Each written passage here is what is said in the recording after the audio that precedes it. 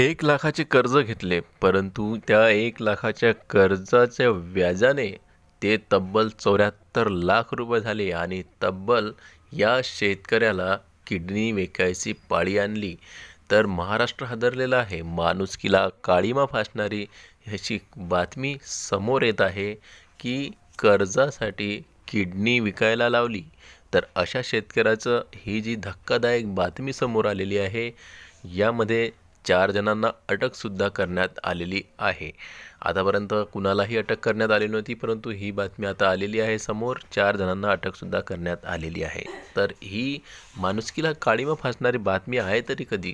कारण की सोशल मीडियावर ही जी बातमी आहे खूप व्हायरल होत आहे आणि जिकडे तिकडे ही जी शेतकरी आहे, या शेतकऱ्याची बातमी सर्वत्र व्हायरल होत आहे आणि किडनी विकल्याचा दावा तो करत आहे आणि त्याला यासाठी जे काही सावकार आहेत त्यांनी ही किडनी विकायसाठी भाग पाडलेलं असं त्याचं म्हणणं आहे. आणि काय आहे हे प्रकरण सर्व काही जाणून घेऊया आजच्या व्हिडिओमध्ये. नमस्कार, मी देवानंद गव्हांदे आणि आपण बघत आहात टेक्निकल मराठाजी. चला तर आजच्या व्हिडिओला सुरुवात करूया. माझा दुधाचा व्यवसाय होता. 2017 पासून मी दुधाचा व्यवसाय करत होतो.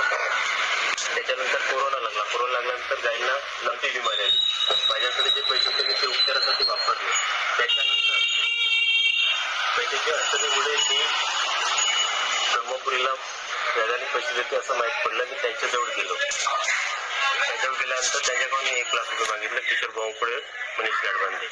त्याच्यानंतर यांनी मला आपले पैसे परत करण्यासाठी 15 दिवसांनी व्याज आकारत होते. 15 दिवसात व्याज नाही दिल्या तर 5,000 10,000 रुपये पेनल्टी लावत होते पर दिवसाची. त्याच्यानंतर आपले पैसे काढण्यासाठी लक्ष्मण कुर्ली कुरकुडे यांच्याकडे पाठवले. लक्ष्मणने माझा मजबुरीचा फायदा घेऊन 40% व्याज आकारला 20 दिवसाचा. त्याच्यानंतर त्याचे पैसे परत करण्याची यांची टोळी आहे.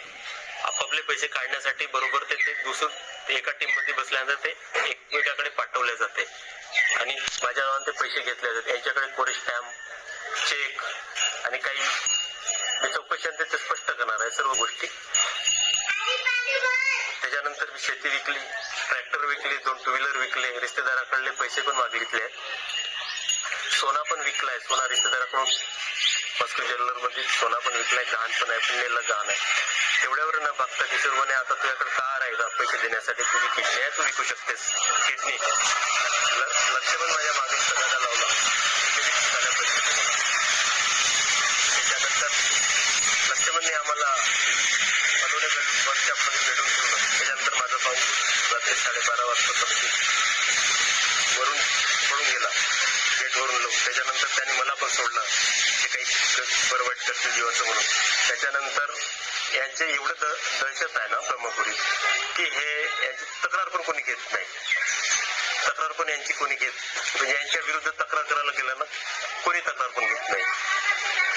त्याच्यानंतर मी किडनी विकून आलो. 8,00,000 रुपयाला किडनी विकली. त्याच्यानंतर याचे पैसे देण्यासाठी परत मी वेंटीने या देशात गेलो. किडनी विकली मी. 8,00,000 रुपयाला किडनी विकली. किडनी विकल्यानंतर मी याचे पैसे देण्यासाठी परत मी वेंटिनेला गेलो जॉबसाठी. कमी याच्यातून थोडे माझा परिवार उभा राहावा याच्यासाठी.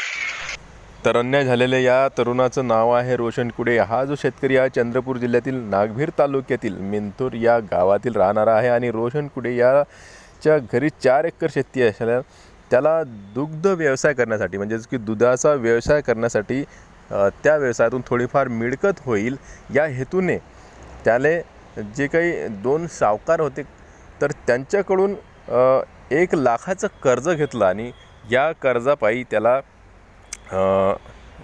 काहीतरी व्याज त्यांनी ठरवलेलं होतं आणि हे जे व्याज होतं हे यांनी अलग अलग प्रकारे त्यांच्याकडून वसूल करण्याचं काम चालू केलं.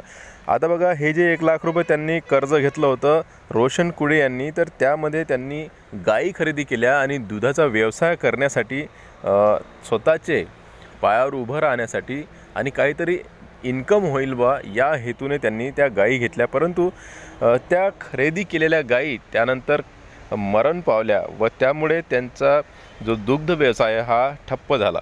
पण सावकाराकडून भरमसाठ वसुली केली जात आहे.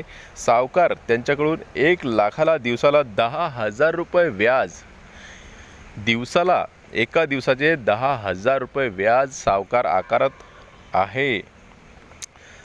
तर तुम्ही बघू शकता एवढ्या मोठ्या प्रमाणात व्याज घेतल्या जात असल्यामुळे या शेतकऱ्याने घेतलेले 1,00,000 रुपयाचे कर्ज तब्बल 74 लाख रुपयाचे झालेले आहे. म्हणजेच की आता 74 लाख रुपये व्याजासह त्याच्या अंगावर राहिलेले आहे. तर अशामुळेच आता बघा ही जी धक्कादायक घटना आहे ही समोर आलेली आहे चंद्रपूर जिल्ह्यातील, आणि माणुसकीला काळिमा फासणारी ही घटना घडली आहे. तर त्यांचे हे कर्ज फेडण्यासाठी रोशन कुंडे यांनी आपले 2 एकर शेतसुद्धा विकून टाकलं आणि त्यानंतर ट्रॅक्टर व घरच्या गाड्यासुद्धा विकाव्या लागल्या. तरीही कर्जाची परतफेड न झाल्याने शेतकरी कुणेला किडनी विकण्याचा सल्लासुद्धा या जे काही सावकार आहेत त्यांनी दिलेला आहे, असं त्यांचा दावा आहे. तर कर्ज फेडण्यासाठी सावकाराकडून तब्बल किडनी विकायला लावण्याचा आरोप रोशन कुंडे यांनी केला आहे. तर त्यानुसार एका एजंटच्या सहाय्याने कंबोडियामध्ये एंटोनी देशामध्ये कुंडेची किडनी विकण्यात आली असल्याचं त्यांनी सांगितले आहे. तर अशा प्रकारचे जे आरोप आहेत हे रोशन कुंडे यांनी केलेले आहेत. कंप्लेनेंट रोशन कुले नाव व्यक्ती आमच्याकडे तक्रार घेऊन आला की आम्ही पैसे व्याजमध्ये घेतला होता आणि नंतर जे जास्त व्याज लावण्यामुळे आम्ही आमच्या किडनी विकलून आता आमच्या परिस्थिती चांगला नाहीये, आम्हाला पैसे द्यावी म्हणून त्या अनुषंगाने आम्ही चौकशी लावलेला होता. त्या अनुषंगाने आजच्या दिवशी आमच्याकडे पुरावा भेटल्यानंतर आम्ही लगेच त्यांच्यावर आता गुन्हा दाखल करणार प्रक्रिया सुरू केलेला आहे. त्यावर आम्ही सावकारी अधिनियमच्या जे कलम 29, 30, 31 च्या कलम आणि एक्स्ट्रॉशनच्या कलम हा घटना कसा झाला म्हणून असा झाला की 2021 फेब्रुवारी महिन्यापासून हा दिवशी त्यांनी पैसे घेतला होता आहे काही इलाजासाठी, गावच्या इलाजासाठी त्यांना पैसे घेतला होता. त्यांच्यावर जे इंटरेस्ट जे गैर अर्जदारने त्यांना पैसे घेतलेला होता ते ऍड होते. जास्त त्यांनी 50 लाख पर्यंत त्यांनी पैसे त्यांना पे केला म्हणून त्यांनी सांगितलेलं आहे आतापर्यंत. त्यामध्ये 6 आरोपी निष्पन्न झालेले आहे. 6 आरोपी कडून त्यांनी पैसे व्याजावर घेतलेले आहे आणि त्यांना परत 3 वर्षापासून ते पैसे परत करत आहे.